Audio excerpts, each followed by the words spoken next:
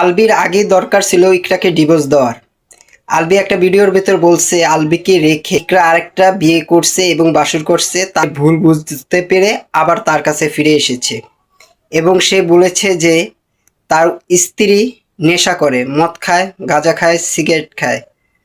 তো তোমার স্ত্রী এতগুলো কাজ করে, তোমার তো আগে দরকার ছিল তাকে ডিভোর্স দেওয়ার। যদি আজকে তুমি তাকে ডিভোর্স দিয়ে দিতা, তোমাকে কেউই বয়কট করতো না, বাইরে বাইরে থাকতে হতো না পলাতক আসামির মতন।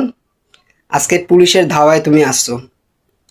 তো একটা কথা কি, সব নিয়ে সংসার করা যায় কিন্তু নেশাখোর নিয়ে সংসার করা যায় না। যারা জুয়া খেলে, যারা নেশা খায়, তাদের নিয়ে সংসার কখনো হয় না।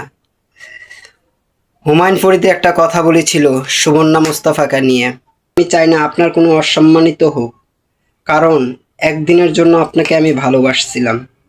তো এই কথাটা আলবি ভাইকেও বলবো যে আজকে ইকরা আপু চলে গেছে, আল্লাহ তাআলা তাকে ব্যস্ত নসিব দান করুক। তাকে নিয়ে বাজে কথাগুলো না বললেও পারতেন, কিন্তু আপনার আগেই বোঝার দরকার ছিল, তাকে ডিভোর্স দেওয়ার দরকার ছিল, তাহলে আজকে এই সিচুয়েশনটা আপনার হতো না। তো ভালো লাগলে ভিডিওটা অবশ্যই শেয়ার রিপোস্ট করে দিবেন। আল্লাহ হাফেজ।